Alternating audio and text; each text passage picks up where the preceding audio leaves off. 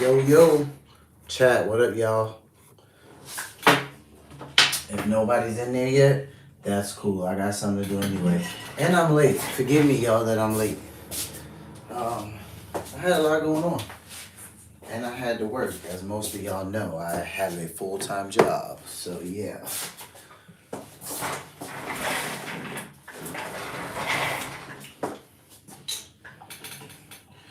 It's so not a sponsorship, so don't pay me any mind.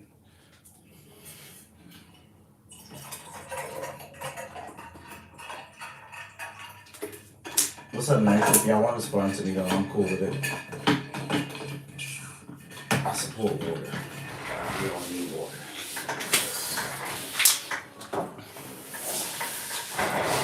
All right, y'all. So, what's up, guys? Back at it. Live for the week. Well, it's Monday, a manic Monday. That's what it is. So, you guys saw the title. So, what we got on the agenda for today? I'm going to go over something with you guys about the House passing a bill that blocked trans women in sports. I talked about it a while ago, but I actually wanted to do a video on what the vote looked like. So I never got around to do it, so I'm going to do that today. I know this kind of looks backwards to you guys a little bit, and that's because my iPad, like the angle it's at, but you guys just bear with me because I'm going to figure out what kind of software I want to use in a moment here. But in the meantime, we just going to keep rolling. So House passes a bill that blocks transgender athletes. Trump doesn't view J.D. Vance as his successor. Someone asked him this in an interview. Roy Wood Jr. quizzes on CNN. A guy named Victor Davis, very smart gentleman who has a channel, I believe it's called The Daily Signal. He's going to tell us some things about Elon Musk and could AOC be arrested? It's going to be interesting. Welcome to Cozy Corner TV, ladies and gentlemen. I am your host, Kieran Smith. Call me Q, and we are on the corner. So we got a couple of things to go over today, guys. So we're going to jump right into it. I'm not going to hold you guys back. The first thing I want to look at is this bill that the House passed. So this was a couple of weeks ago. This wasn't like very, very recent. It was only like 3 weeks ago. I just never got around to reacting to it on the channel.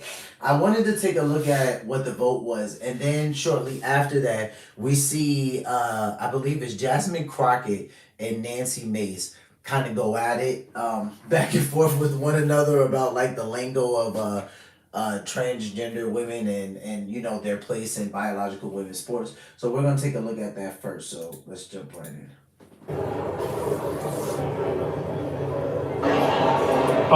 So right now they're about to do some announcements, and I just want to read to you guys what the vote looks like because you actually might not be able to see it from your angle.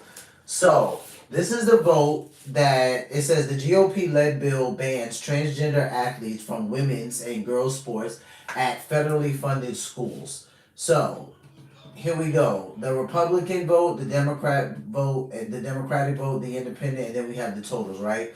The Republican vote on this, mind you, this is a bill that was passed that banned transgender athletes from women and girls sports. The Republican vote on this was 216, okay? And we know the Republicans have the House. So right there we can tell that pretty much all the Republicans, very, very few, not maybe, I think maybe two maybe, did not vote yay on this particular bill.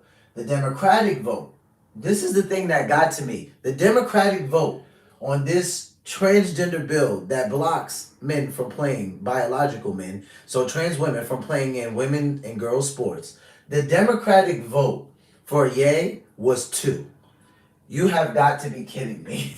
And the Democratic vote for nay was 206. So this is the stuff that I've been talking about with the Democrats where you know, you see the Republicans, and honestly, rightfully so, and some people on the right, like, dude, the Democrats are literally losing their mind. Like, why do they do some of the things that they do? We don't know right now. But what I do know is that I did not like the outcome of this vote on the Democratic side. The independent vote, it looks like none of the independents really partook in this. And the total came out to be 218 yay, 206 nay, with pretty much all the Republicans saying yes and pretty much all of the Democrats saying no. So this is this blew my mind. Like, we're gonna see Nancy Mace and Jasmine Crockett go at it a little bit over this bill being passed. But this literally blew my mind. You guys tell me if you agree with this, because I just would expect at least some of the Democrats to say yes to this bill. Listen, just because you say yes that you don't want trans women playing in biological women and girls sports, it doesn't mean you hate trans women. It doesn't mean that. There are plenty of reasons why someone might lean in that direction and say, hey, I wouldn't want my daughter, my wife, my child, whatever, playing in a sport with a biological born male, even if he is transitioning into female, right? Some people will say that, and that's rightfully so. That's their prerogative. But to see almost the whole entire Democratic Party say no, unbelievable. Like, literally unbelievable. It's like not even paying attention to what happened in November. They're not even paying attention to what happened. You would think at least 10 of them would say yes to this. Maybe even, I don't know, 100, but for all of them to say no, unbelievable. So we're going to go ahead and watch Jasmine Crockett and Nancy Mace get into it a little bit. This vote, the yeas are 218, the nays are 206, one voted present. The bill is passed. Without objection, motion to reconsider is laid upon the table.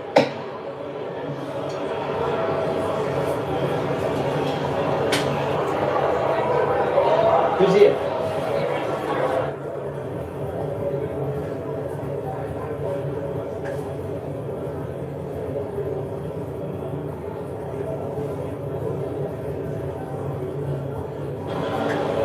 The chair will receive a message. House will be in order. Mr. Speaker, messages. House will be in order, please. This is a great day for women in America. House, yes, that's an applause. House Republicans have yet again stood up for women. This is a commitment that we have made because it can support. Okay, this is House Speaker Mike Johnson, but I want to read what it says right here for you guys, because again, from your angle, you might not be able to see it. It says, House Republicans news conference after a floor vote on H.R. 28, the Protection of Women and Girls in Sports Act of 2025, which would determine that gender shall be recognized based solely on a person's reproductive, biologic, and genetics at birth. So what they're saying here is, whatever the doctor says you are at birth, that's what you are. House Republicans have yet again stood up for women. This is a commitment that we have made because it comports with what is right and what is common sense. We know from scripture and from nature that men are men and women are women, and men cannot become women. It's sad that we have to say that. It's a matter of biology. It's how we're made. And if we try to ignore that or to undo it, we do so at our peril and to the detriment of our daughters. We know it from our religious tradition, which I believe is the truth. I'm a Bible-believing Christian, make no apology about that. But whether you regard that as the truth or not, it's also nature. It's biology. And biology is not bigotry, as we say. Anyone who would accuse the supporters of this legislation otherwise is ill-informed. This is to protect women and girls. It's very clear. It's been articulated well. Coming from a party that can't define what a woman is and won't give women the right to privacy. So this right here is Nancy Mace speaking. I'm just going to read at the bottom what it says for you guys. The House Oversight Committee devolved into a partisan sparring match during its first meeting of the 119th Congress on Tuesday. You all want men with penises, chicks with dicks, in the bathroom with us. You want women to be forced to undress in front of men in the... Look at these guys right here. They're laughing. I tried to hold my bearing, but she's not holding back. Locker room and in dressing rooms, and it's so hypocritical for you to sit here and say and be screaming from the rooftops about right to privacy and civil rights when you don't respect women, and you don't respect women who've been raped, women who are victims sexual abuse. I don't even know how we got there, because I tried to make it clear how many civil rights, it doesn't just boil down to one conversation, but I can see that somebody's campaign coffers really are struggling right now. So she gonna keep saying trans, trans, trans, so that people will feel threatened. And child, listen, I want y'all I to am tell no me child. whether or Do not not. call me a child. I am no child. I want Don't to even find start. out I'm a grown which woman. of those I'm 47 years emails old. I have broken actually more have glass ceilings than chairman. you. I am Order, ladies. reclaiming my Let's go. time. You will not do that. I am Order. not a child. I am reclaiming my time. You want to take it outside? Mr. Chairman, the committee is not Okay, in order. alright. Order, Point of order, order, point of order. order. The Senate, they over there acting up. Nancy May said, if I am not a child, if you want to take it outside, we can go outside. So, in case you guys are wondering how did all of that even occur, you know, as you see, Nancy Mace said her piece. She said, you want, speaking to Jasmine Crockett, and Jasmine Crockett belongs to the Democratic Party, you want men to play in women's sports. So when it flips over to Jasmine, you know, she says to the effect, you know, Nancy Mace is going to keep saying trans, trans, trans, and then she goes, and child. And I don't think she's, so now this is, right, this is some Ebonics here, right? This is, it's not even Ebonics, but let's just call it cultural talk. But when Jasmine said child, she's not calling Nancy Mace a child. At least that's not the way I took it. It's kind of like, you know, the way if you, I don't know, picture talking to like, if you don't have a black grandmother, right, or older black aunt or something like that, just picture talking to like your older black neighbor or something like that. And you know, they're in conversation, particularly a lady, right? But sometimes men say it too. And it's usually, that's the response to something stupid, right? Or something that's just, maybe there's ill will feelings towards it, or like it's just unbelievable, or it's just maybe, I don't know, arrogant. So you might hear somebody say, child, please. And I mean, if they say it like that, they're not necessarily saying like, you are a child, but it's just a phrase of talk. But clearly, Nancy Mace didn't like it, and she kind of went off. So yeah, that's the reason why we see her and Jasmine Crockett getting into that argument. Yeah, I was looking something up about Speaker Mike Johnson there. So we're gonna jump to The View. Speaking of parties, right? And The View a couple of days ago, so this is less than a week ago, we're clocking this at about 5 days ago, right? They were having a small conversation because they watched an interview from Fox that President Trump did, and President Trump was asked a question. He was asked, do you see J.D. Vance as your successor? And President Donald Trump said no. Now, he did give context. He didn't just say no, you know, or like, hell no. He didn't say it like that, but he said, you know, no, you know, there are a lot of good people out there and it's too early. You know, we just got started, so we don't know yet. You know, that's basically how President Trump said it, you know. But of course on The View, oh, The View, Whoopi and Anna and Sonny and a couple of our other friends on there, they had their own opinion about how they thought President Trump answered the question, which I thought was astounding because literally they say, President Trump just flat out said, you know, he won't endorse him. President Trump didn't say that. He didn't say that. The interviewer asked him, do you consider J.D. Vance as your successor? And President Trump said, no, we've just gotten started. It's too early. There's a lot of good people out there. Let's see what happens, right? Midterms will be coming up, and that's around the time where anyone would be looking for an endorsement, right? So if J.D. is looking to run, it's around probably midterm where he would be looking for that endorsement. So probably about 2.5 years in. So let's take a look at The View and see what they had to say about Donald Trump's interview with Fox and President Trump being asked, do you see J.D. Vance as your successor?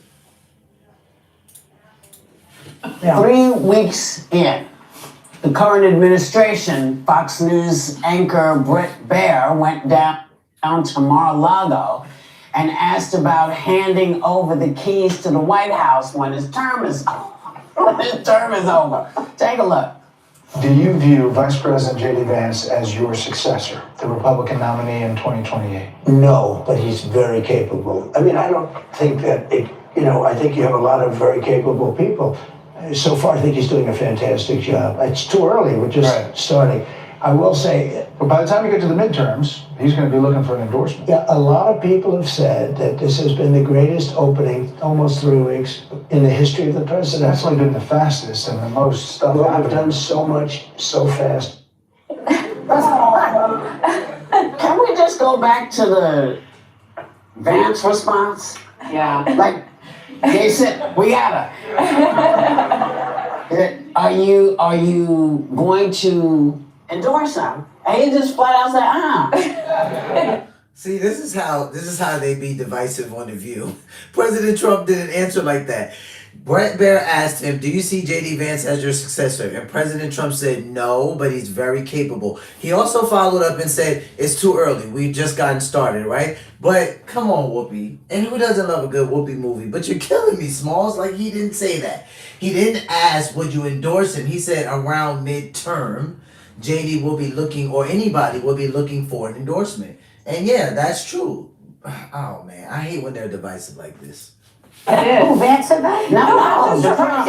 He didn't even stop and think about it. He follows up and he's like, so back to me. But I think he's got that free market idea of competition works. I think the reason he won't say he would endorse J.D. Vance is just like when he was announcing J.D. Vance, he wanted everyone working for him. Yeah. He wanted all the Republicans that were willing to bend the knee to go out and speak and to stump for him. And so I think what he's doing is, we'll see who comes out first. It might be my vice president, it might not be. I think he's doing something a little bit more diabolical, if I'm being honest.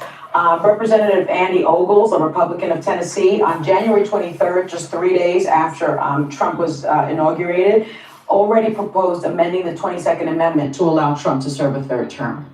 I think he doesn't want to, he's not going to say that J.D. Vance is a successor because he thinks he's his own successor. But doesn't that mean that Obama can run also? Well, you would think so because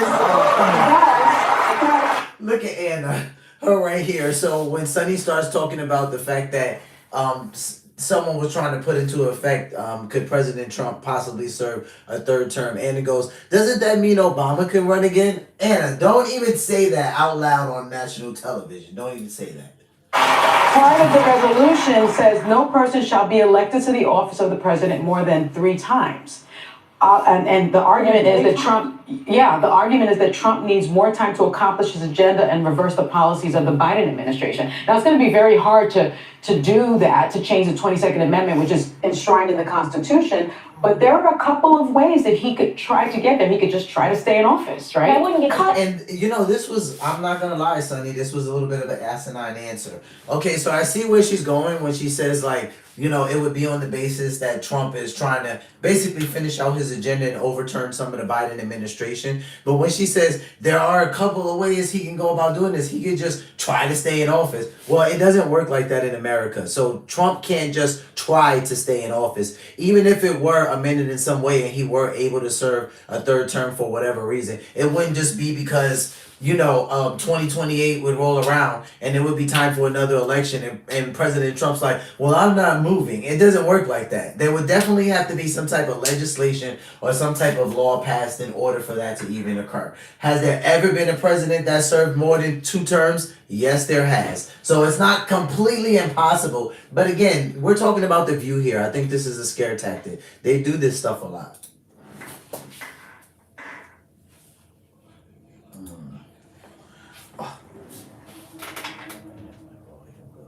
Hold up, chat. Gotta get my volume back.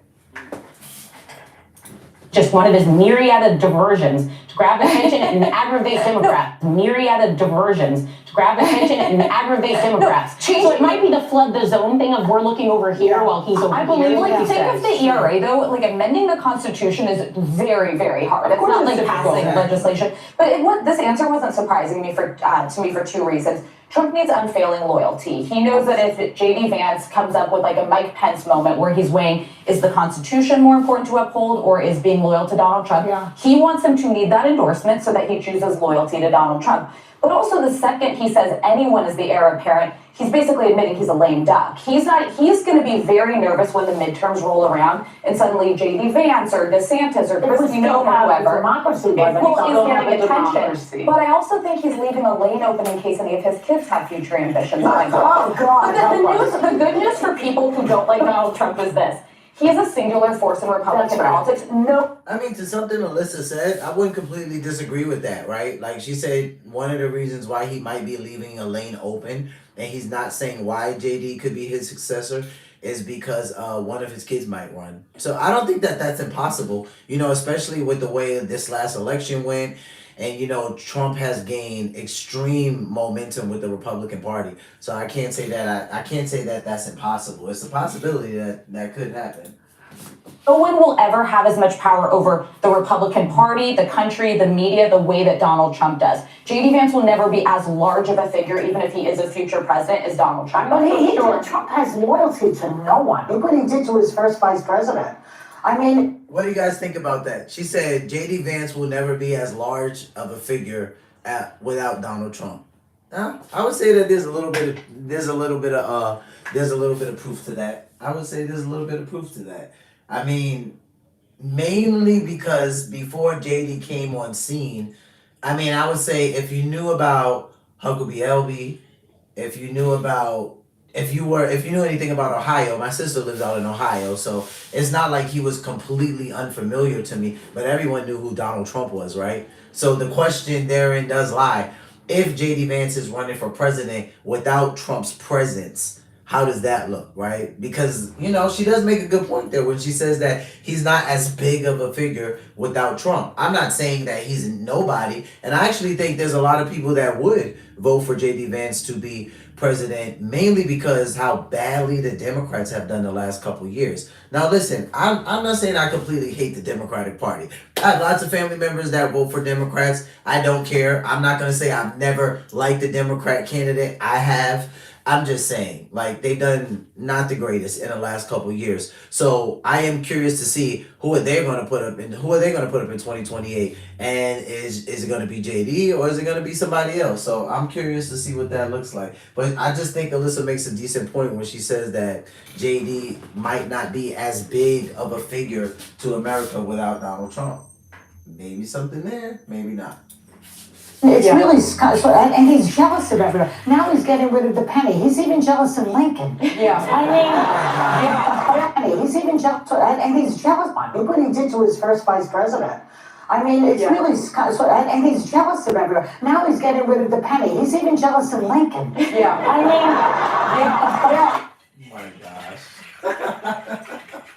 This is what I'm talking about with The View. Okay, for some clarity, Trump is not getting rid of the penny. And even if he was getting rid of the penny, it's not because he's jealous of Lincoln. If Anna knew anything about Trump, she would know that he loves Lincoln, because one of the things he was most obsessed with the first time he ever went to the White House, he talks about it, was Abraham Lincoln's bedroom and how large his bed was, right? So that's not the truth. But there is some speculation and there has been some talk that Donald Trump has been saying that we should scrap the penny. Yes, that is true. Now, I mean, to his defense, there are other countries. I was researching this a couple days ago, and I've known about this too as well. There are other countries that have scraped their lowest, I guess you could say, coin or valued coin. So, I mean, Canada's done it. The Netherlands have done it. I think Australia has done it. So there's a couple of places. I think maybe Germany has done it. I have to go back and check. So don't quote me on everything I'm saying. I know for sure it was the Netherlands, and I know for sure it was Canada. But you guys go back and double check. But there are other countries that have gotten rid of their lowest valued coin.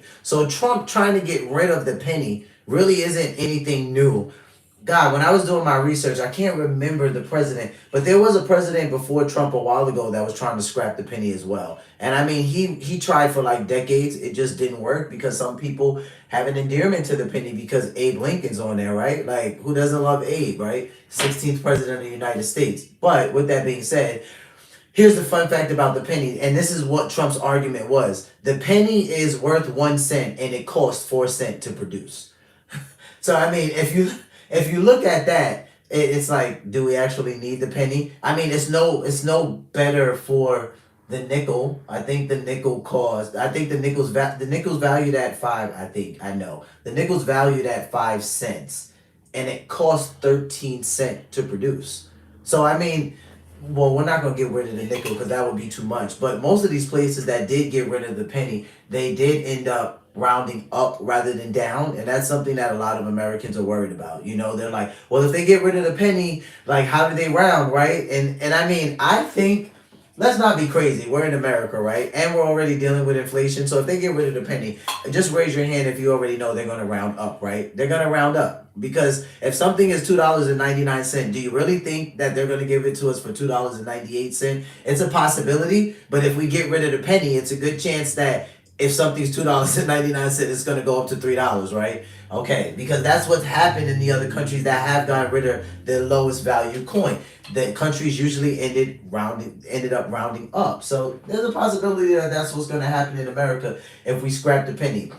If we round down, I have to say, at this point, I know you guys are going to hate me for it, but hear me out when I say this. This is why, if you guys don't catch this on live, you'll have to go back in the live and figure out where I said it at. But hear me when I say this. If we do scrap the penny and we end up rounding down, right? So let's say we scrap the penny, and let's say right now if something's $2.99, we scrap the penny, and now the stores are like, okay, we're going to charge you $2.98, right? You guys are going to kill me when I say this, but we have no choice but to thank Elon and Trump for that. We have no choice. We have no choice, because who else will we thank for that? If we're rounding down, it has to be a person that has some financial literacy, right? That's clearly has not been the Democrats for the last 4 years. I'm just saying, Democrats, no shade, but it hasn't really been you guys. So if we end up rounding up, we know that President Joe is lingering in the White House. Let's just say that. He's so small, so petty. He's small and petty. Absolutely. And Vance, you're right. I agree with that. Trump is a singular sensation. I've never seen anything like it. Well, every cult figure, I think, is a singular sensation.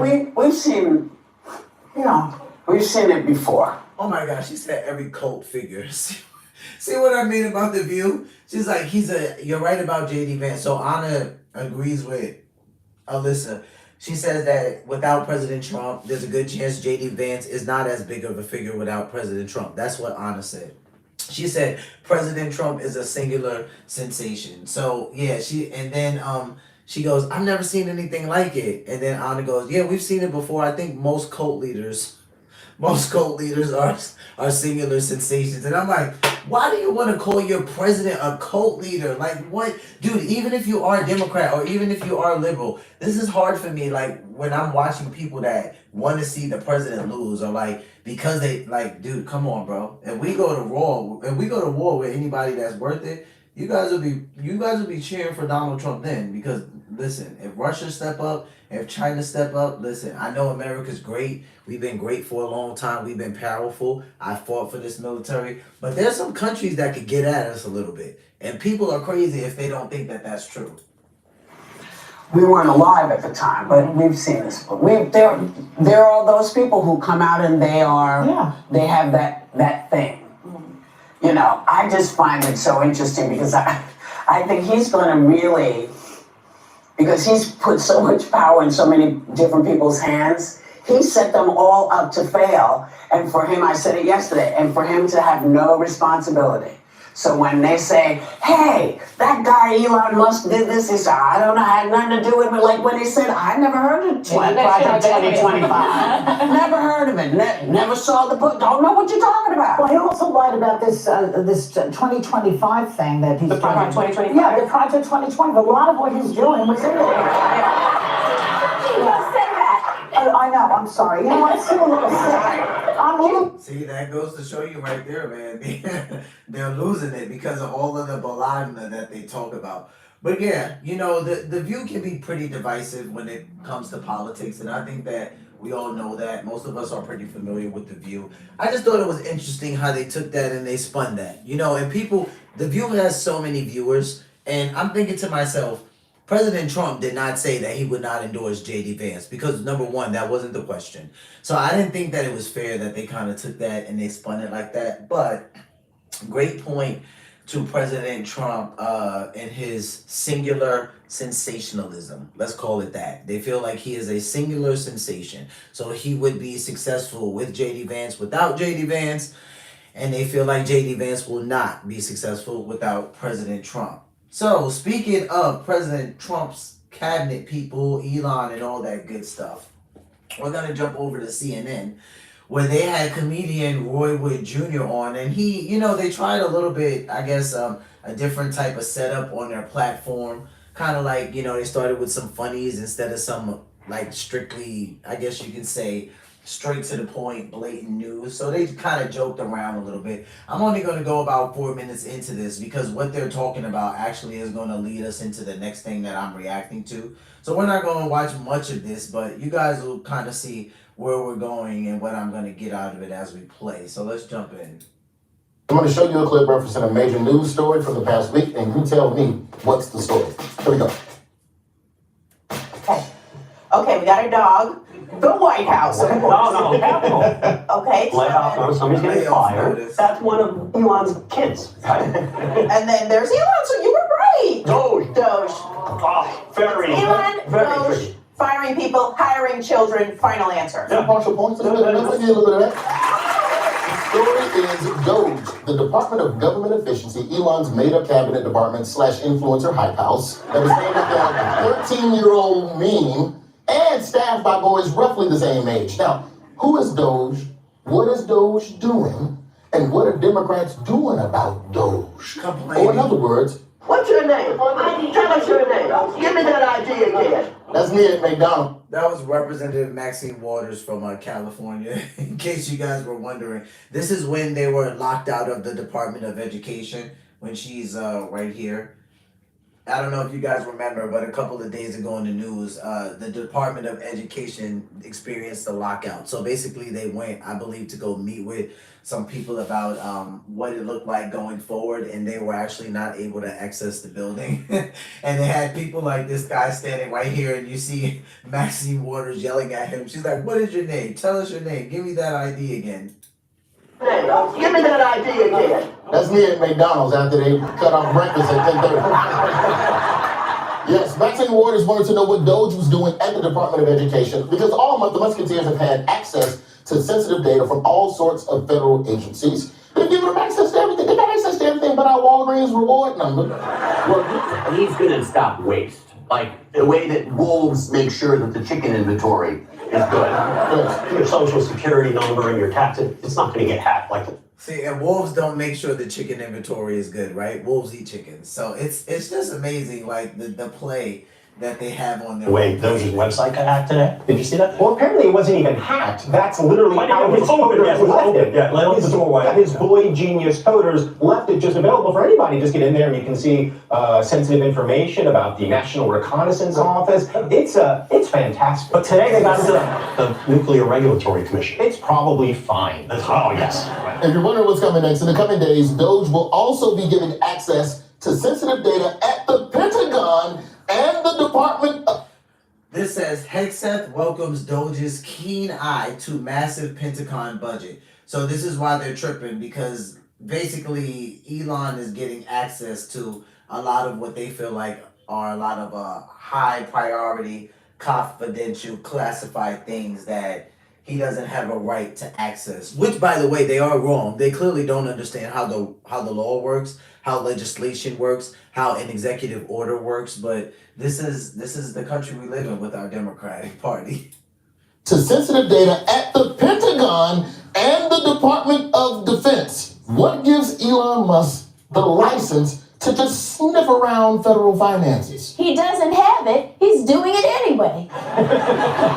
One reason, just this week, Elon's social media company agreed to pay Donald Trump $10 million as a settlement. So this says Twitter agrees to pay Donald Trump $10 million to settle lawsuit over January 6th suspension. So you guys remember at the end of President Trump's first term, when he was at the White House and, he's pretty much exiting his January 6th, his last term. And that's when the whole riot / big thing happened at the White House. A lot of people were hurt. Some officers died and things like that. So Twitter agrees to pay Donald Trump $10 million to settle lawsuit over January 6th suspension.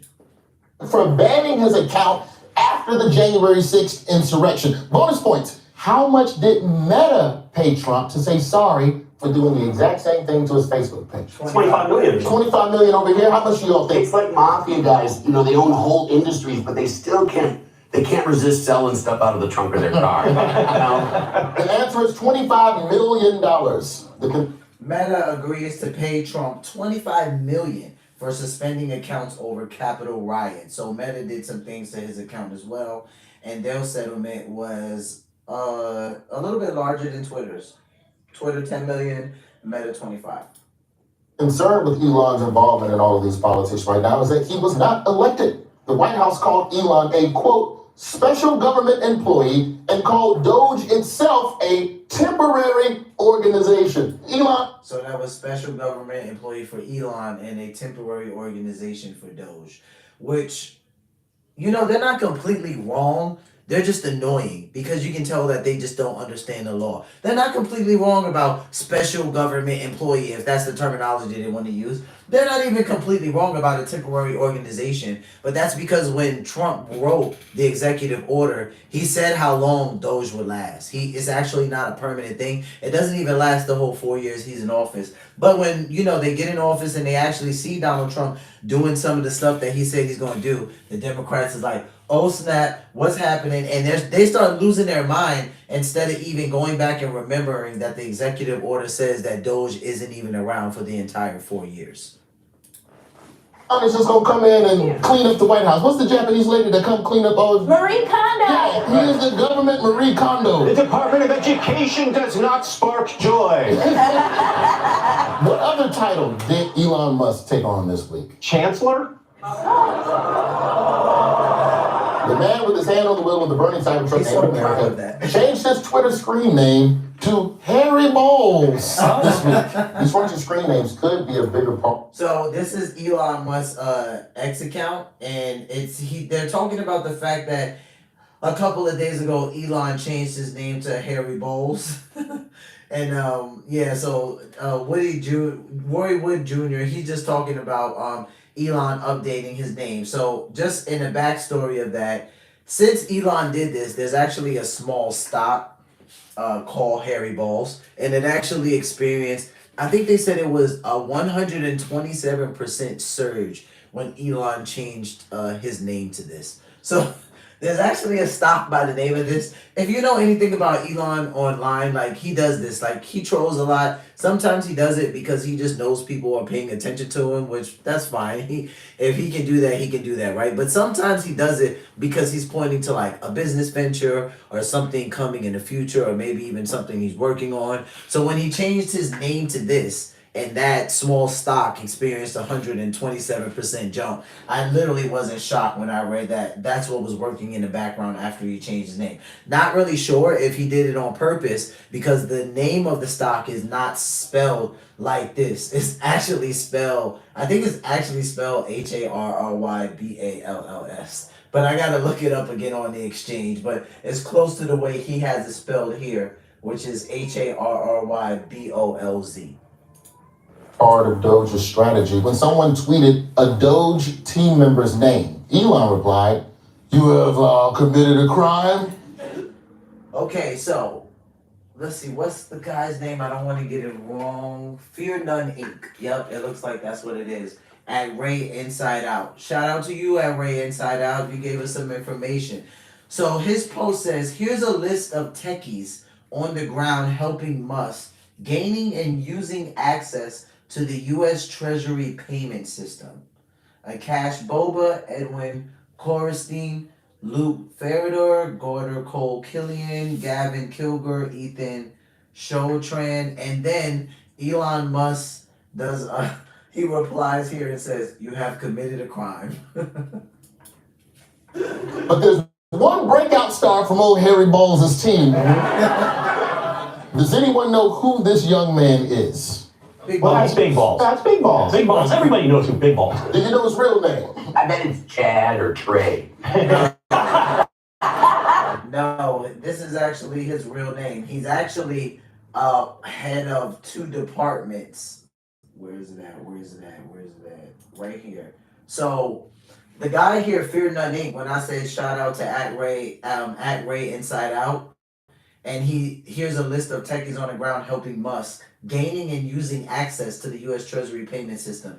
The guy who they just showed you, also known as Big Balls, his real name is actually Edward Korestein. That's his name. So he's actually a part of, you can say, they're working closely with DOGE. That's what you can say. That's what they're going to get at here in a moment. From old Harry Balls' team. Does anyone know who this young man is? Well, that's Big Balls. That's Big Balls. Big Balls. Everybody knows who Big Balls is. Do you know his real name? I bet it's Chad or Trey. That is 19-year-old Edward Korestein, better known as Big Balls. Big balls, big balls, big balls. You know Rachel Maddow didn't want to say that shit. Korestein's a former bicycle mechanic and counselor at something called Camp Playland, and the only reason we know any of that is because of his now deleted LinkedIn page, where his username was also, you guessed it, Big Balls. Can anyone tell me Big Balls' current job title? I believe he is a senior advisor at the State Department. Big Balls is now He is a senior advisor at the State Department and at the Department of Homeland Security. Wow, a senior advisor, not even just like, okay. senior advisor to both the State Department and the Department of Homeland Security. Just to be clear, this guy is a senior advisor. He looked like the Secretary of Vape. That ain't right. Where are your pants at, Balls? That ain't right. He looks like the Secretary of Vape. So clearly he's taking a shot at his age and how young he looks. But yeah, so that was just something I wanted to take a look at, you know, and just so we could see how CNN, again, we're talking about CNN here. CNN is not a small channel. Just here on YouTube, 17.6 million subscribers CNN has, you know, and they're on national television talking about their president and DOGE in the stupidest way, right? So I wanted to watch that because I wanted you guys to see that we have a lot of this stuff going on where people don't want to see our president win, and it's nerve-wracking as crap to me. Like, I literally can't, and I'm not gonna lie, some of it probably is because of military. But hey, I'm just gonna be honest with you guys. I can't stand it. So I'm just gonna look at the chat again. D-Hoes, what's up, bro? Why AOC jail time? I hope that's true. Yeah, I'm not gonna say that for a fact it's true, but we're gonna say that AOC kind of put herself in a bad situation because something that she did. And she did something similar to what I think her name is Ilhan or Ilhan Omar. Another congresswoman. I think Ilhan's from Minnesota. I was gonna say she's from where Tim Walz is at. But they both kind of did something online that kind of got themselves in hot water. So we're gonna get to that in a moment. I'm actually on my way there. That's actually gonna be our next story after this that we're gonna cover. Victor Davis Hanson. So Victor Davis Hanson really is the host of the Daily Signal, right? If he's not the host and he has other people, we would say he's the top content creator because you probably see him more than anyone else on the channel. And he actually did something a couple days ago, 5 days ago. So around the time where President Trump did his interview with Fox News and Brett Baer. And Victor Davis Hanson, I love the title when I saw this and I watched it and I thought, like, this was genius. He's covered it perfectly. I've seen other people talk about it, but I just like how informative he was about it. So I want to go over with you guys. So Victor Davis Hanson, right, the host of the Daily Signal, he has 578,000 subscribers. And this title says, "Sorry Liberals, DOGE is 100% legal, and here's why." So we're going to go through this video and kind of, you know, look at what Victor has to say about DOGE and why DOGE is not a fake entity and why Elon Musk is not a freelance artist in the White House, because I'm hearing all of this type of stuff. And I can tell that you can just tell when people either don't understand government, not too clear on the law, or legislation is confusing for them. Because I've never had the thought that Elon was a freelance artist in the White House. I don't even know how people came up with that terminology, because President Trump had a distinctive job for him and Vivek before Vivek retired from the position, which I believe was like last month around the 20th, right? So we know Vivek is probably going to be running for governor of Ohio, right? Shout out to Vivek. Like, I wish him all the luck in the world. My sister's in Ohio. I think he would be great for that, you know? And honestly, so many people were like, Vivek, like JD and Vivek need to run in 2028. I don't know, man. That's a possibility. I might vote for that ticket. I'm just saying. I don't care if y'all kill me, because there could be a Democratic ticket I could vote for, but it has to be damn good. I'm gonna just be honest with you. But I for sure possibly would vote for JD Vance, Vivek. I would probably vote for that administration. So you guys drop in the chat if you would vote for that, because I think Vivek and JD, like, I think that they would do great. And when President Trump was going on his when he was going around and he was kind of doing his rally speeches, everyone in the chat was saying it, like JD and Vivek 2028, JD and Vivek 2028. Even during the RNC, people were saying it. Even in the DNC chat, people were saying it. They were like JD and Vivek 2028. So that's a ticket I could possibly vote for. Let's see what the Democrats come with. Let's see what they come with. But Victor Davis, he's going to talk to us about why DOGE is 100% legal and why Elon Musk is not some con artist or not some guy who doesn't belong in the White House. So let's jump right into it. There's a lot of controversy about Elon Musk, and let's just dispel some of it. He is not a freelancer. He was appointed a government official. Donald Trump, by an executive order, created the Department of Government Efficiency, and it only is going to last till July 4th, 2026. Okay, so David says by executive order, Donald Trump created the Department of Efficiency. And it's only going to last until July 4th, 2026. So that this information is for the boys and the girls in the back who weren't listening to either President Trump, Elon Musk during his rallies, or the executive order. He also said that DOGE was created by an executive order. Can the president create something out of an executive order? He absolutely can. Donald Trump is not the first president that's done it.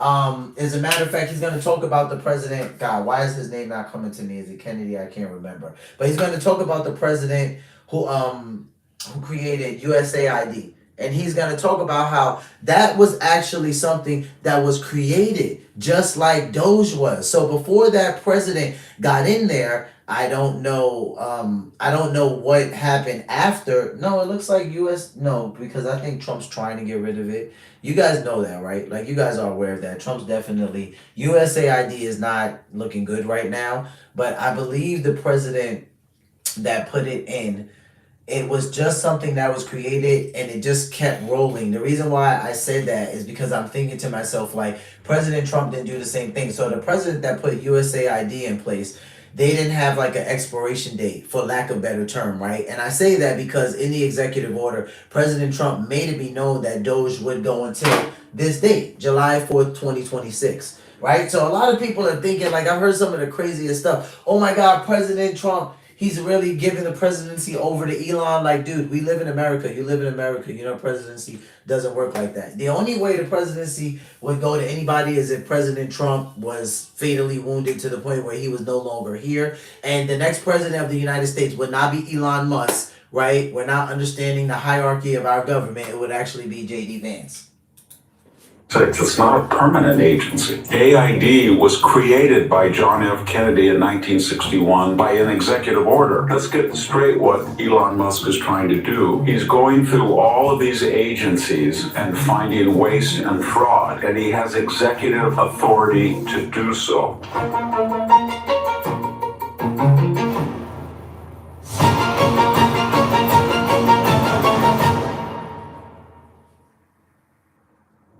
Hello, this is Victor Davis Hanson for the Daily Signal.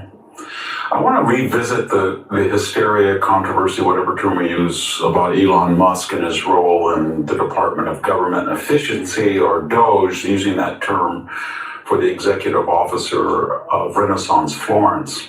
The Italian word Doge is a meme, so to speak.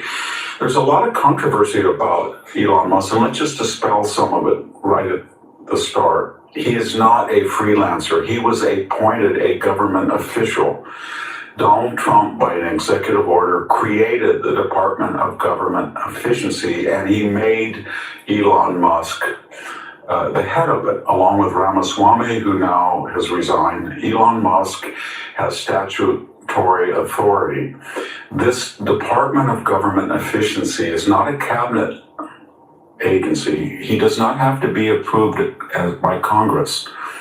And only is going to last till July 4th, 2026. It's not a permanent agency.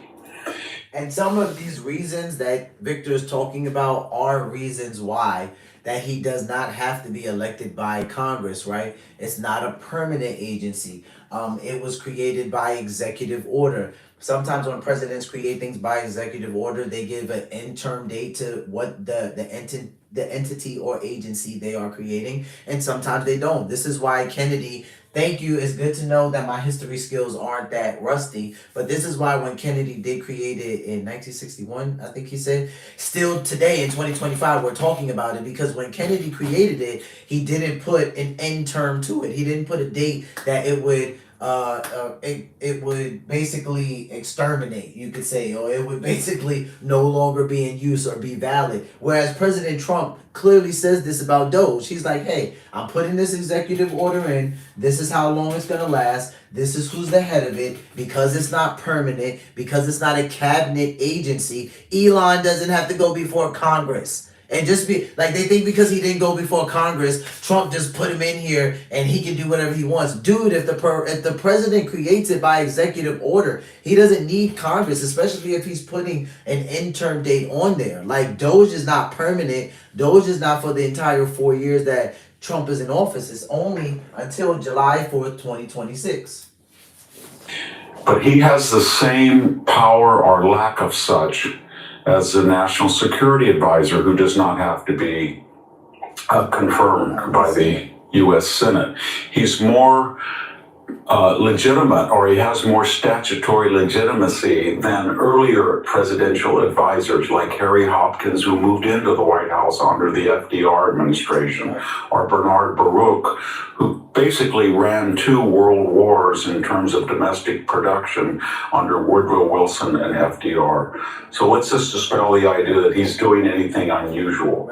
As far as the executive orders that created the DOGE program and eliminated USAID, that was perfectly legal in itself. AID was created by John F. Kennedy in 1961 by an executive order. There was a statutory direction for the president to disperse foreign aids into a comprehensive body, but it didn't say USAID. He could do whatever he wanted. And so Donald Trump has decided to end autonomous USAID and fold it into the State Department for disaster relief or poverty relief or famine relief. But let's get straight what Elon Musk is trying to do. He's going through all of these agencies and finding waste and fraud, and he has executive authority to do so. The Democrats are suing on the principle that they have approved funds for some of these agencies and Donald Trump is not spending them. And they are also arguing that Elon Musk exists by an executive order and not a congressional statute. And this is very ironic, to tell you the truth. If you look back at executive orders, the number of which have been issued by Democratic and Republican presidencies, you see 2 general terms. The 2 Bushes and Donald Trump are not that much different than the 16 years of Bill Clinton and Barack Obama. Where you see the big divide in the number of executive orders is a break between FDR and Harry Truman, and to a lesser extent, Herbert Hoover and Coolidge, and the present. And believe me, during the Roosevelt years and Truman years, that was an all-time record of executive orders. And that got Roosevelt in trouble, of course, with the Supreme Court. as far as impounding funds, And a lot of the Democrats, they're not unfamiliar to that. They know that Roosevelt got in trouble because he was going executive order, executive order, executive order, executive order. And it's like, yes, if the president moves too abruptly with that, can he get himself in trouble with the Supreme Court? Of course, because he can touch on something that he has no business touching on. So it is possible that this stuff can happen, but what he's saying is that one of the biggest differences that we see throughout all of these presidencies, out of all of the ones he's naming, is the executive order, is how the presidents are moving and how they are signing their executive orders. Sometimes we see a huge influx where a president comes on deck and he's just signing executive orders away, like we saw Trump do on day one, right? Day two, and he just kept going. And then sometimes you have some who come in and it's like they're barely signing. But to another point that he said, that Elon isn't doing anything out of the ordinary. He mentioned someone moving under, I believe it was President Woodrow Wilson and then FDR. The presidents have done this. They have appointed people that they want to come into the White House, run a specific agency or entity for them for a certain amount of time. They can move into the White House. They're considered a special government employee because that's what CNN wanted to say about Elon, right? Which is why earlier in the live I said, hey, they're not completely wrong, but where they're wrong at is that Elon's not just a special government employee. Elon is a government employee who has been put in place by executive order. So there's a difference, and other presidents have done this. So he's not doing anything out of the ordinary, is what Victor is saying. Joe Biden set the precedent. You all saw him on tape when he said, SOB, the son of I went in over there to Ukraine, and I said, you're not getting this $1 billion until you do this. Well, that money had been approved by Congress. And when he became president, there was a statute that said, here's the money to build the wall. And Joe Biden canceled the wall. That was illegal. But he came up with all these, we have to do environmental studies or endangered species, but he didn't spend the money. All Donald Trump is doing is saying, well, I don't believe the Impoundment Act is legal. We'll see if with the Supreme Court, but I'm just following the precedent that Joe Biden did. But now the shoe's on the other foot. And so, again, there is a statutory authority for Elon Musk to do what he does. He has the executive order justifying his agency, his 20-some employees. And more importantly, there's another thing no one talks about. Elon Musk is a controversial figure, and everybody is attacking him. And whom are they not attacking? Donald Trump. So while the media is trying to make a split, Time magazine had a cover of Elon Musk behind the desk in the Oval, presidential desk in the Oval Office.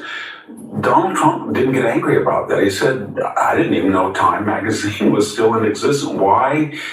Because Elon Musk, in addition to all of these executive duties he's doing to cut back wasteful spending, he is redirecting animus away from the president to him.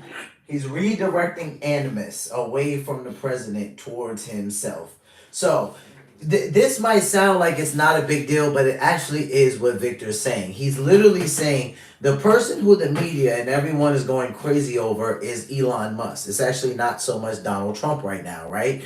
So Elon is acting as an animus. What does that word mean? It means ill will. It means bad feelings. It means ill will feelings towards a person. So what he really is saying is that Elon is also kind of acting as essentially a distraction for the people, right? For Donald Trump. No one is really getting mad at President Trump for anything right now, other than, they executive order this. Here comes Donald Trump again signing this. Oh, that's why we shouldn't have voted for him. But other than those things, because we saw that during the first time that he was president, what we see more now that we didn't see so much the last time is, who is this Elon Musk? Why tell Elon Musk to get out your pockets and all of this stuff? And I'm like, dude, Elon Musk is not running the presidency. Like, by executive order, he's just been put in place to do a job that lasts about a year and a half. It wasn't even a freaking full 2 years. But, I mean, you can't say, because if it's July 4th, 2026, and Trump started in office January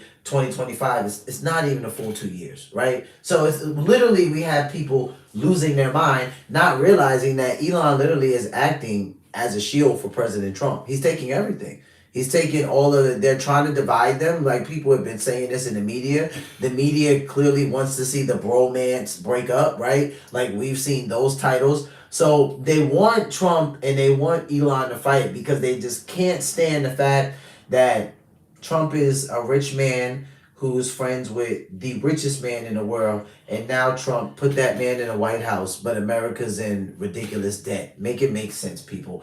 Either you don't want the debt or you do. I'm gonna just tell you right now, as Trump being a businessman and Elon being the richest man, the two things they're not gonna deal with is debt. They're not going to deal with that. And if anything, anyone who doesn't want to see our country freaking go to waste, like, you should be happy about the fact that you got people in there with some financial literacy and just not trying to pad their pockets like we actually have had some past presidents do. And I don't think the left understands that. This is Victor Davis Hanson for the Daily Signal. They don't understand that Elon is acting as an animus for President Trump. They do not understand that. And that is the reason why they are constantly attacking Elon and saying that Elon is in your pockets, and what license does Elon Musk have to have access to all of this treasury. And I mean, he has access because executive order. It's not about his license. If he went to Harvard or Yale to study politics, he doesn't need any of that when the president has put him in place. Okay, guys, here we are. Last and final story. They kind of go together. So one of them, I'm going to take a look at Paralegal Institute of Washington, D.C. Shout out to you. My guy has 89.2K subscribers. He usually covers very well. The reason why I want to start off with his is mainly because he has not just AOC in here, but also Elon Omar, and he's kind of talking a little bit about why these two are in the type of trouble that they're in. So, as I said to one of the people in the chat, because somebody asked me, is AOC's jail time the truth? It really is true because of the position that she put herself in. Right? She put herself in a bad position. I personally don't think she broke the law, or Mrs. Omar, the representative from Minnesota. But a lot of people do feel like that they broke the law. Give me a minute, guys. I want to see. Let me see what they're writing in the chat real quick.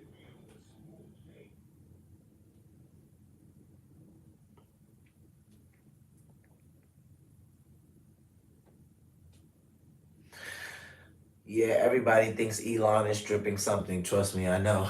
But at the end of the day, guys, you really got to pay attention to why Trump put him in office. The key reason why, like, it's not about a Trump-Elon takeover. At the end of the day, like, Trump is a smart businessman. He's a smart businessman. Whether you like the man or not, he's a smart businessman. He has more money than most presidents that have ever served, if not the most, right? It's not about me advocating and, oh my God, Q is a Trump lover. Like, shut up. You don't even know if I'm a Trump lover or if I'm not. Here's what you do need to know about me. I'm not going to trash talk my president, whether he's a Democrat or a Republican. I mean, did President Joe Biden irk me a little bit? Sure, he would, of course. But if any of you had any common sense, because other countries watch our YouTube channels and other people watch America, and if any of you had any respect, you would know that regardless if you like your president or not, you don't want to see him lose. Who cheers for their own team to lose? So when people jump in my chat and they're like, Q, you love Trump too much, or you're far right, or you're in support of the Republicans, stop lying to yourself. You don't know that stuff unless I tell you that stuff. Like, stop making stuff up. So as far as AOC goes on the Democratic side, here's the thing. A lot of people find AOC controversial. A lot of people don't like AOC because they think that she's too far left and that she's a little, and I'm not going to lie, the whole thing with, what did I read about her the other day? Something about her wanting to, like, it was like 5 years ago, but something about AOC wanted to close down prisons. And I'm like, dude, that's definitely not the move. Like, I'm not saying that prison doesn't need some type of reform. It definitely does. But to close it completely down, I'm like, I don't know. But she had some type of reasoning behind it that I'm currently looking into now. Because what I'm trying to do is figure out, why do they think she's so far left? Has she said crazy things? Yeah, but I guess I'm not that alarmed because I'm familiar with the Democratic Party. There's a lot of people in my family that vote that way. So I just I just know Democrats talk crazy sometimes. Like I do know that. So, but some people feel like AOC is too far left, right? So I'm trying to figure out if it's the prison thing, if it's it's a couple of things. You know, I know she's not a fan of President Trump, and that's fine. But to the point of why I don't think they personally broke the law, because her and Ilhan Omar, they went on their platforms to proceed to tell the people of, I guess you can say, I don't want to say their people, like Americans aren't their people because they're both citizens, but I don't know, let's say heritage cultural, right? Like, so maybe AOC's talking to people of Spanish heritage or background, and AOC is talking to people of Spanish or Spanish or maybe what do I want to say? Not bilingual, but it could be Spanish. I'm not gonna say a certain type of Spanish, like, cause I don't want to say like just Mexicans, just Colombians, just cause people are annoying. But any type of Hispanic background, let's just say that. So whether you're in the United States, and let's say if you're Puerto Rican, you wouldn't be considered illegal. But let's say if you're from like DR, if you're from Colombia, if you're from Mexico, like Guatemala, like something like that. So maybe she's talking to people from those kind of backgrounds. And Ilhan Omar, she's talking to Somalians in particularly because she's from Somalia, right? So they both went on their platforms and they proceeded how to tell these people of those backgrounds how to. Now, I don't like the way that they're putting it, but especially Tom Homan is putting it this way, how to basically avoid deportation. There's no guarantee that these people are even going to get deported, but they're going on their platforms and they're basically saying things like, hey, you know, if you are approached, there actually is a way that you can resist. I think AOC was the one that talked about pleading the Fifth. So you have the Fifth Amendment where it is your right that you do not have to speak unless you're 100% confident. And I think Ilhan Omar kind of alluded to the same thing. I know Omar and AOC are both a part of the Democratic Party. Maybe they're friends. I don't know. Maybe AOC saw Omar doing it and she's like, you know what? I want to help some of my people or some people that I really care about that came from these countries that I know. I want to help them out. I want to make sure, you know, that they understand this. I really took it like this, right? This is why I tell people not to run their mouth about things that they don't know. Because if I was that far right, or if I was such the Republican that you think I am, you would think that this would enrage me, but it actually didn't because I understood what they were doing. If they're in the country, they do have certain rights. Now, for some of you that don't understand how America works historically, if you are not violent, and that's whether you came in the country legally or not, right? Now, I know what I hear Tom Homan talk about, but this is me talking about now what I understand and how I've had family for so long voting for the Democratic Party. You've had Democratic representatives argue vehemently about, hey, if a person comes here, if they are a sojourner, if they are a foreigner, if they are seeking asylum, like truly seeking asylum, and this person is non-violent, like, we don't have a reason to even be bothering this person. We are a country that allows people to do that, right? Okay, did it get out of hand? Of course it got out of hand. Historically, it's gotten out of hand before. This might have just been one of the worst times. But this is why we see AOC in hot water. And if I'm honest, the headlines read the same thing for Ilhan Omar. I just didn't cover her. So the reason why I went to Paralegal Institute of Washington, D.C., shout out to you, my boy, is because he covers it great. Like, he talks about the both of them and why, you know, they may be in hot water, why they may be facing, you know, some type of, I'm not going to say Omar's going to get deported. She's a congresswoman. I'm not going to go that far.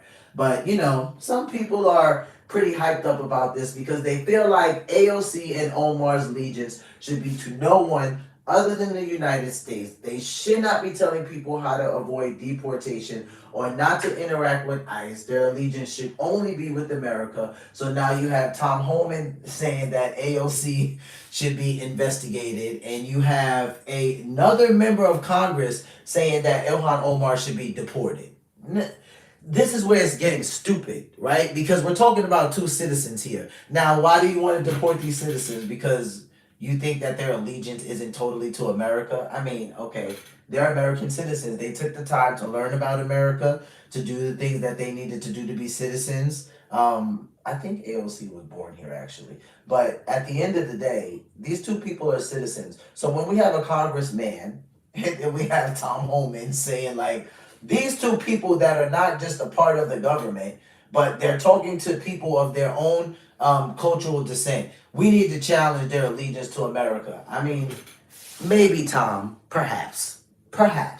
But I think that that's just a little bit too far, right? They could just be wanting to help somebody who they think is genuinely good in the country. I'm pretty sure neither one of them are trying to help a murderer stay in the country. Hey, I might be stretching. You guys might be like, come on, Q. Like you're reaching too far. But I don't think Omar, Representative Omar and AOC, I don't think that they're advocating like on their platforms like, hey, if you're a part of my cultural background, I want you to avoid ICE even if you've been killing people. I have a hard time believing that that's what they're doing.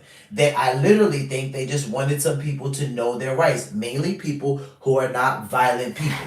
So like if you guys want to kill me over that, I understand that.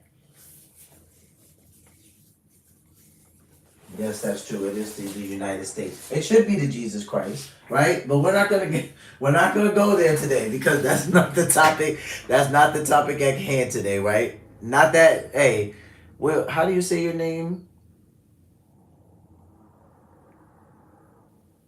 Common DeLorean. Am I saying that right?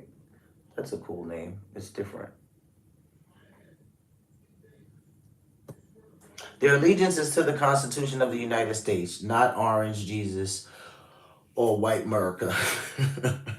I mean, yeah, that's true. That is true. And I mean, I do believe that their allegiance is to the United States, if that's what you're hitting at. That's why I thought this was a little bit far. You know, I get people that jump in my chat all of the time, and they're just like, oh, Q, you're too far right, or you'll never vote for a Democrat. I'm like, stop lying to yourself. If I never told you that, you don't know that. So let's jump into this. I don't know if we're going to go through this whole thing because I also want to look at this one over here that the Hill covered, and they're talking about immigrants and people having empathy for immigrants. So we might go about maybe 5-10 minutes into this. Let's see what they're talking about. Knowing what we have with Church Mutual, that gives me a lot of peace. You don't feel like they're just upsell. You can resist. And what that happens over millions of people is that you generate enough friction that they cannot go as fast as they want to go. Make sure that you are slowing down this system. And we are. Okay, so here's the thing. I'm going to go back because AOC was only talking a couple seconds. I think we can all agree. This is where I thought it was pretty bad. Like, this is the part where I said, okay, I don't know if that's the greatest thing to say. But I didn't feel like her allegiance wasn't to America. But when you hear her saying things like, make sure you're slowing down this system, I can understand why mainly Tom Homan came for her, right? Because since the RNC, Tom Homan is like, listen, we're coming for you. Like, Pat, you've heard from Tom Homan to JD to President Trump. Even Vivek has said it, pack your bags, we're coming for you, right? So when we hear AOC say, make sure you're slowing down this system, I'm like, AOC, that was not good to say. That was not good. So I'm going to replay that because she only spoke a couple seconds. So let's listen to this again. You can resist. And what that happens over millions of people is that you generate enough friction that they cannot go as fast as they want to go. Make sure that you are slowing down this system.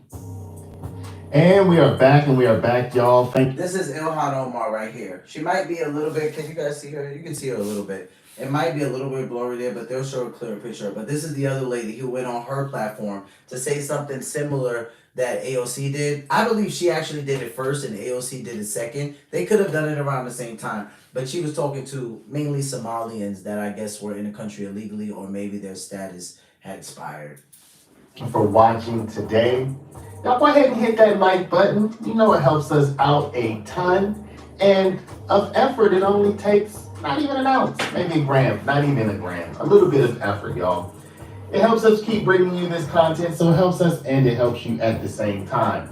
Now today, y'all, what I noticed here, and I've been talking about this over the past several weeks, is that immigration is the centerpiece. It's one of two or three, maybe I should say 3 or 4. It's one of 3 or 4 main themes that are happening in the clash among the state and federal governments and the federal government with itself, okay?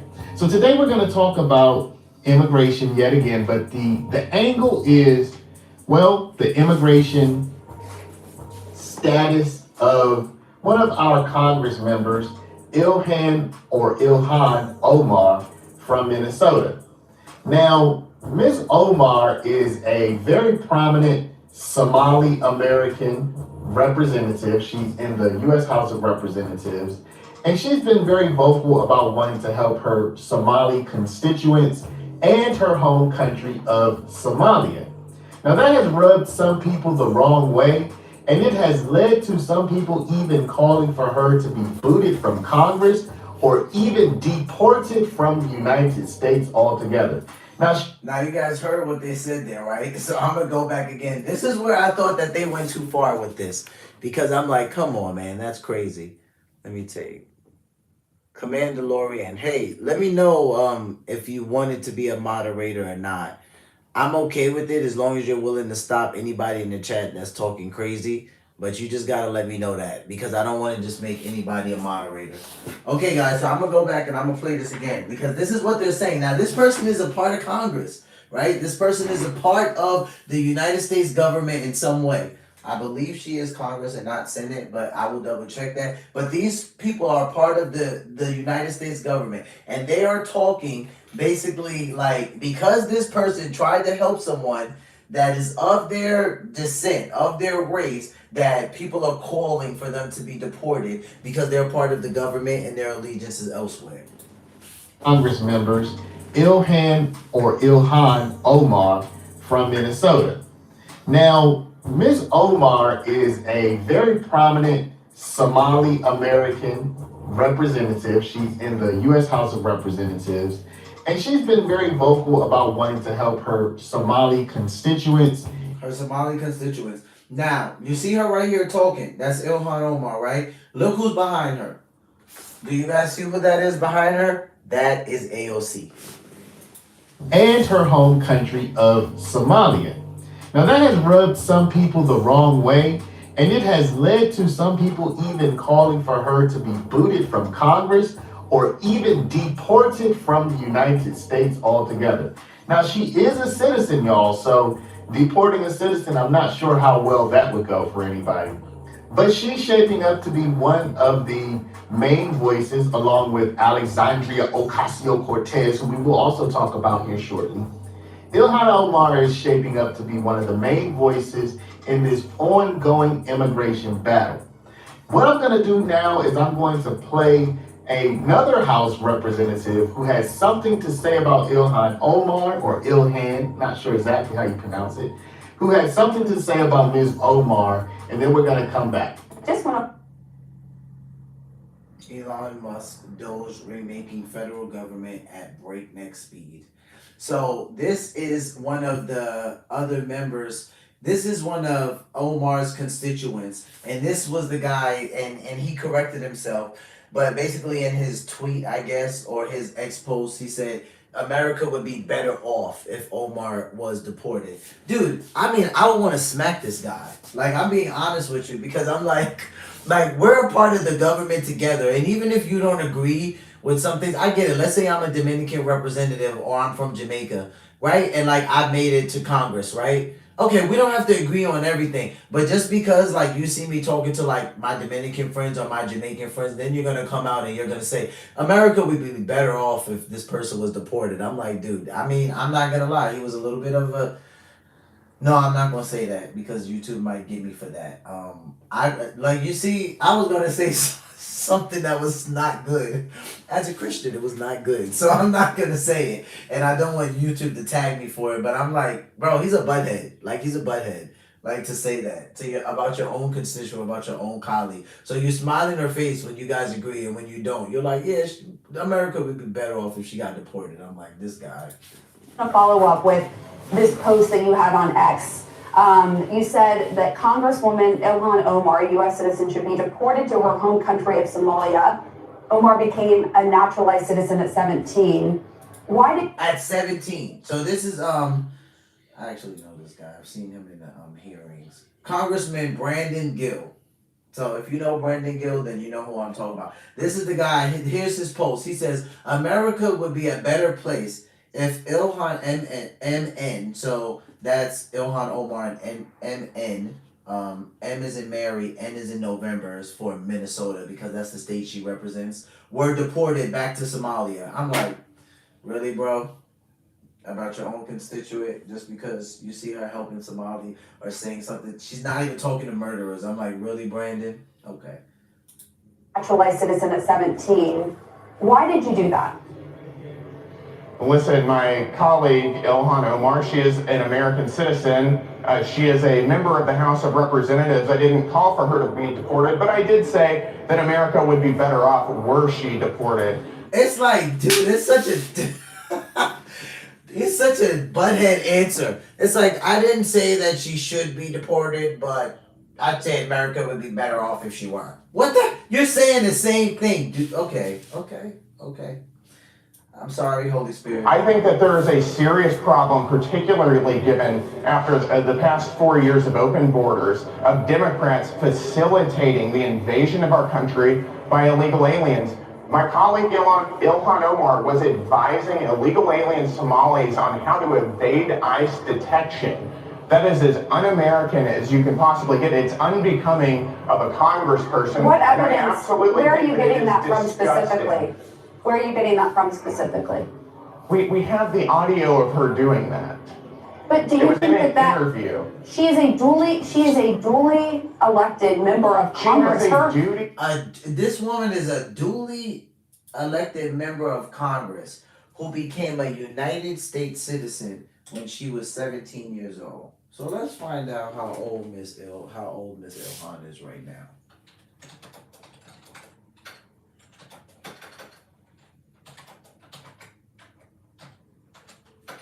Bro, what's wrong, man? I can't type today. She's 42. Okay.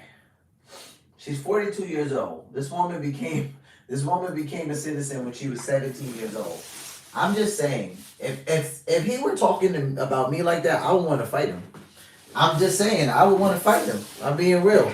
So I became a U.S. citizen. I did what I needed to do to show honor and respect and become a part of this country at 17.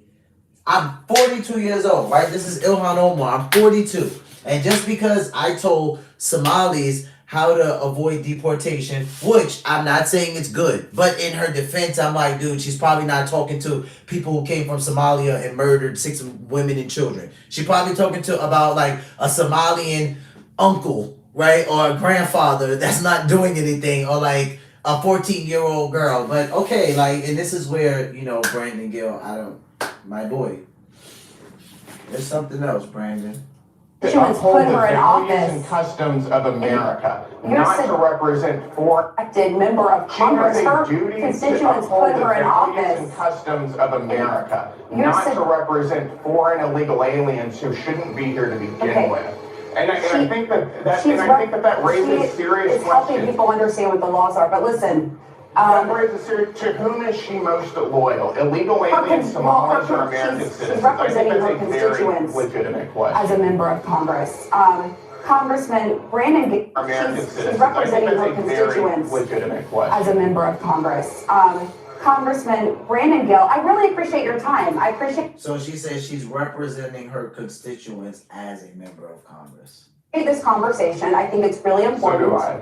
And I think our viewers appreciate it as well. Thank you so much, Congressman. And so some people might say, well, who are her constituents?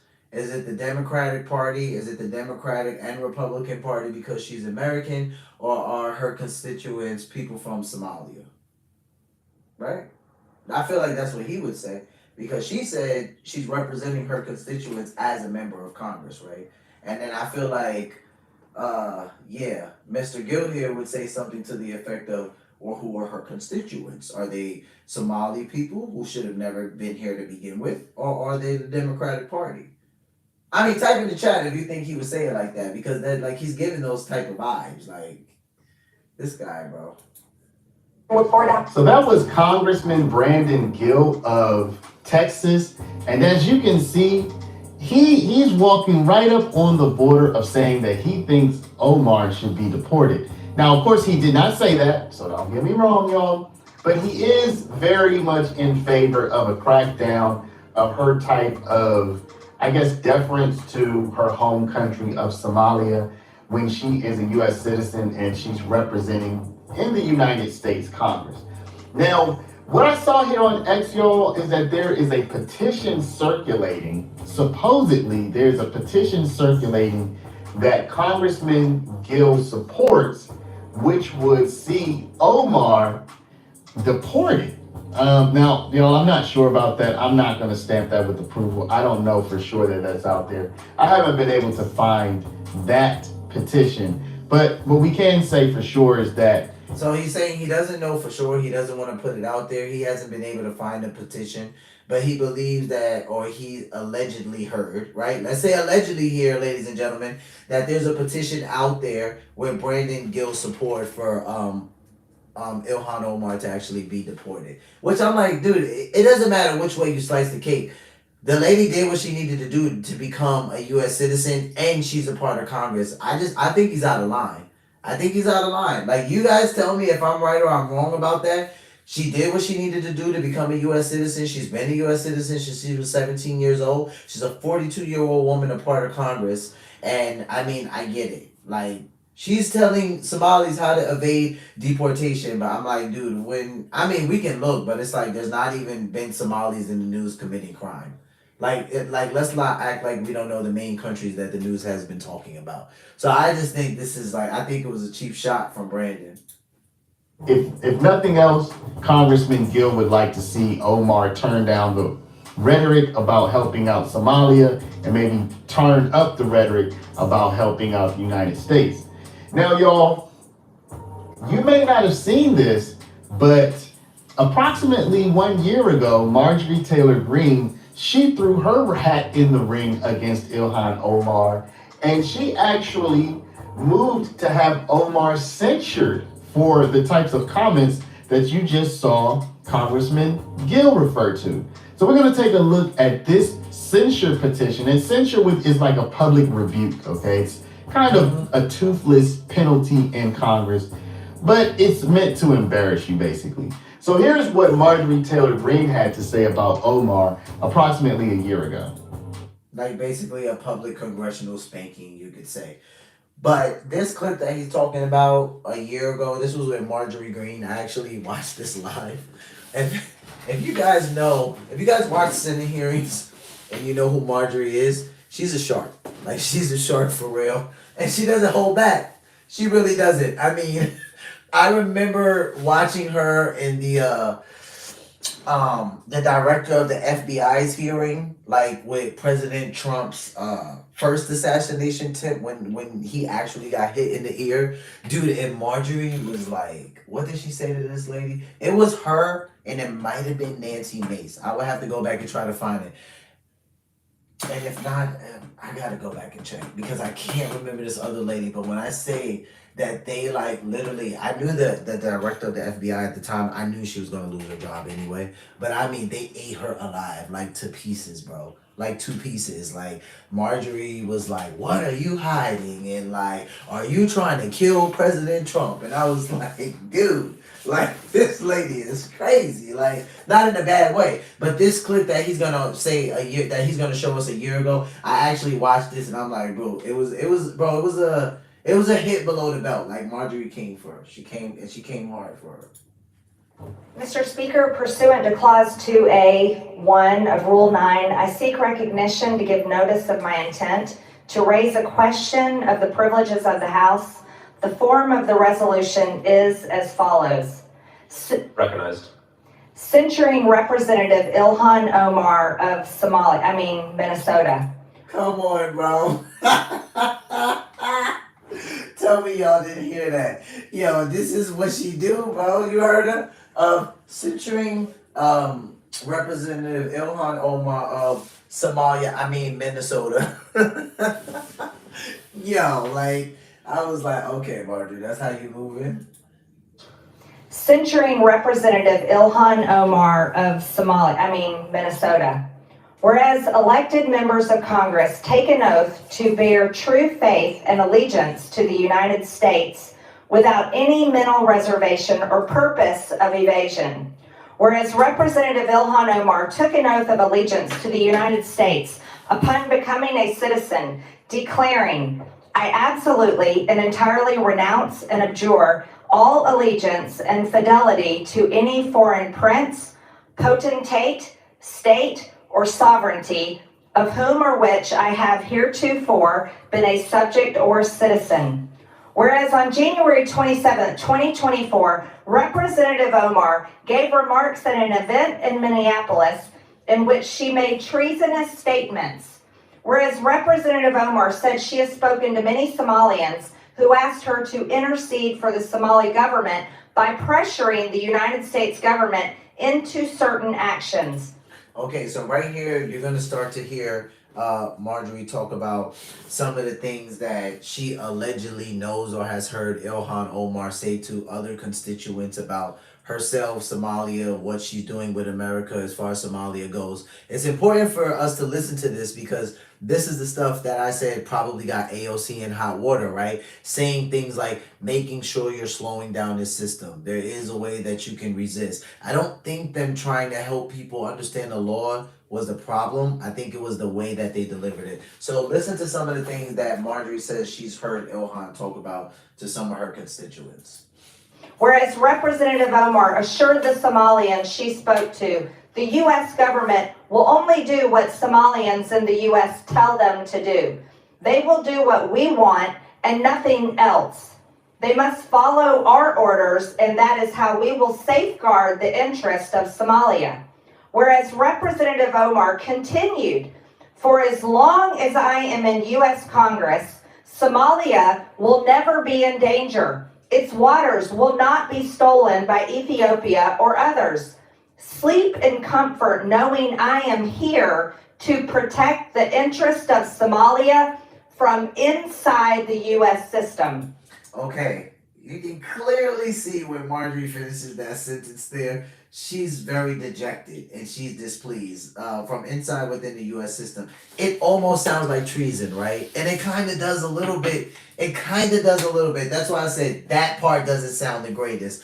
But if someone wanted to come to Omar's defense, right? She did what she needed to do to become a U.S. citizen at 17. She's 42 years old now, and she's a part of Congress. Can she do anything effectively to help her country? I would say, yeah, she probably can, right? She probably holds some weight somewhere, especially being a part of the Democratic Party, right? Democrats always throw our money away. I'm sorry, Democrats. But I mean, I'm just having a little fun there. But at the end of the day, like, she did what she needed to do to be a citizen at 17, 42-year-old woman, a part of the U.S. government, right? She done well for herself. So could she help Somalia out with some of her political position and maybe some of her connections? Absolutely. Here's where, as someone who served in the Marine Corps and who has served the country and like who was born in the country and whose subjects in school favorite were history, social studies, government, and things like that. This is where I know that this is bad, right? Because when you say things like Somalia will always be protected as long as I'm in the United States, or I will always make sure that Somalia is good and that no one will steal. It starts to almost look like that your allegiance is not to America, because most Americans want to hear you say first and foremost, you know, I'm going to always make sure America's okay. I'm going to always make sure foreign entities aren't coming over to try to steal from America. So the fact that Ilhan Omar is saying all of these things to her constituents and she's leading with Somalia, I'm like, not a good look, Ilhan. It's not a good look. Whereas George Washington warned in his farewell address of 1796 to guard against the impostors of pretended patriotism. The imposters of pretended patriotism. I love the play on word.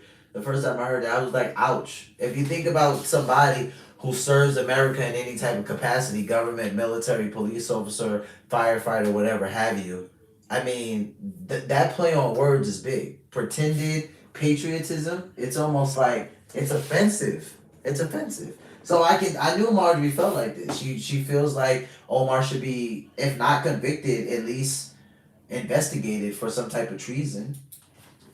And further declared citizens by birth or choice of a common country, that country has a right to concentrate your affections. The name of American, which belongs to you in your national capacity, must always exalt the just pride of patriotism more than any appellation derived from local discriminations. Whereas these statements by Representative Omar clearly violate the oath she took as an elected member of Congress to defend and protect the United States Constitution. Whereas Representative Omar has exhibited the treasonous tendencies George Washington warned about, and her actions must be condemned by all members of Congress who adhere to the oath they took upon assuming office. And whereas by openly admitting her efforts to advance Somalia's interest using her position as a United States representative, Representative Omar has revealed herself to be a foreign agent acting on behalf of a foreign government. Now therefore be it resolved that Representative Ilhan Omar of Minnesota be censured. Representative Ilhan Omar forthwith present herself in the well of the House of Representatives for the pronouncement of censure. Representative Ilhan Omar be censured with the public reading of this resolution by the Speaker, and Representative Ilhan Omar be and is hereby removed from the Committee of the Budget and the Committee on Education and the Workforce. Now, Ilhan Omar is not the only person who is facing criticisms. She's not the only congresswoman facing criticisms. If you look behind Ilhan Omar, in this image that you're seeing, you will see AOC, Alexandria Ocasio-Cortez. She is out of New York, and she's also a congresswoman, part of what's called the Squad, which is a group of mostly congresswomen who are liberals, who are progressives, and who are fighting the fight as they see it to push the United States in a progressive direction. Now, AOC is also accused of having maybe helped people who are in this country without permission. I'm trying to use a term, a term that's somewhat respectful. People in the country without permission who the federal government would like to have a word with. AOC is accused of helping them avoid federal government protection. Now, mind you, she works for the federal government in a sense. I mean, she's in a sense an employee of the country. So AOC has purportedly been helping people avoid detection of the federal government, and now she's coming under fire, and some people are saying she should be arrested. Now, I am certainly not saying that. I'm just reporting what some people are saying. We're going to take a look at a quick news piece about just that. When one of these things comes to your backyard, you can resist. And what that happens over millions of people is that you generate enough friction that they cannot go as fast as they want to go. Make sure that you are slowing down this system. AOC's office advising migrants on how to avoid deportations. Okay, so here we got Fox Business Live covering this part of it. ICE in public is what this says. Examples of phrases you have to say, and then it says it's giving like a couple of phrases that I think like are people's rights, like you have the right to remain silent, don't give false documents. If they ask to voluntarily search you, you do not have to give them permission. You have the right to refuse to give your fingerprints. And then I guess phrases, I can't see because the person's picture is blocking it, but it says examples of phrases you have, I don't know, maybe available to you or you can say. I can't really see it there. It says, am I free to go? Am I being detained? I don't want to answer any questions. Am I invoking my right to remain silent? I am invoking my right to remain silent. I don't consent to this search. I don't consent to being fingerprinted. These rights apply to everyone regardless of immigration status. Okay, so then it goes, and that, you know what, that actually might have been a slide from like, because they basically accused AOC of doing like a whole webinar. Like they basically said that she went on her platform and she did like a whole webinar for like illegal immigrants, and like how they can avoid like interaction with ICE. So that actually might be a slide from her webinar. It says AOC webinar teaches illegals how to evade ICE. Was a live webinar. Trump border czar Tom Homan now issuing a warning to AOC. I sent an email today to the Deputy Attorney General. At what level is that impediment? Is that impeding our law enforcement efforts? If so, what are we going to do about it? Is she crossing the line? So I'm working with the Department of Justice and finding out where is that line that they cross. So maybe AOC is going to be in trouble now. Is she impeding our he said, is she impeding our arrest efforts or something to that effect? Yeah, you know, to an extent. If her and Omar are doing things like that, sure. Like we could say that they are impeding in some way, shape, or form. Could they be in trouble for this? Sure, they could be in trouble for it. Maybe not to the extent of ignorance people are talking. Because, I mean, come on, don't be stupid here. Like, we're not deporting U.S. citizens. At least we shouldn't be. But I understand, like, people getting upset about this because they want the efforts of the Trump administration and Tom Homan and, you know, the DOD to be successful. And I think it will be successful. I just think that they are forgetting that at this point in time, there are people who are scared, right? There are people who are worried. So there are some people who are trying to help people who may not understand the law. You might have some people here that think, you know, I've been here for 20 years or 15 years, and even though I've never committed a crime and I've done everything right, maybe I should just pack up and go. So maybe they don't even know that they have some type of rights to kind of stay, especially if they didn't enter illegally, but maybe status is up or expired. So, I mean, there's some wiggle room there, you know, and that's why I say I don't think that she would get prosecuted, either one of them, to the extent that some people are actually talking about. But I do think people have to be a little bit careful, you know, because these are both American citizens. These are both people who work for the United States government, you know, and I think we just got to be careful with when we're talking to, especially our government employees who are part of, you know, the Senate or Congress. Like, we have to be careful with things like that. You know, they're human too. They have fears too. You know, they have people they love as well.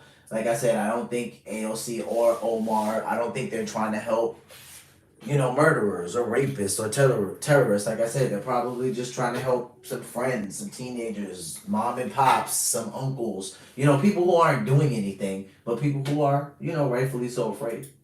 Sanctuary cities, they want to step aside. We're coming. We're going to do it for you. If you don't want to make your community safer, President Trump's going to. Congressman Carlos Jimenez. And Tom Homan's been saying that since the RNC rallies that he showed up. We're coming for you. Pack your bags. If you don't want to make your city safe, President Trump and I will do it for you.